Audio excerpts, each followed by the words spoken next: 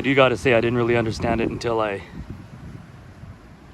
looked up a little bit of stuff online in regards to kinetic force action.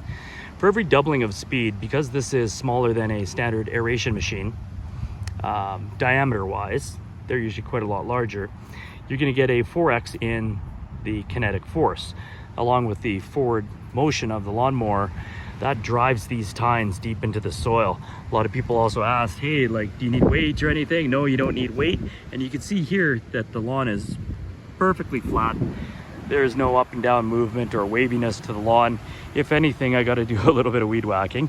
And you can see by underneath this mower here that there's no additional weight added to it. Why would an awesome guy like me anyways do something like that?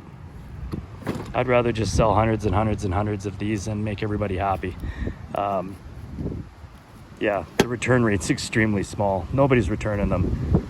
Unless you got an electric mower and you expect miraculous results in clay soil. Not recommended. Greenscott.ca, check it out.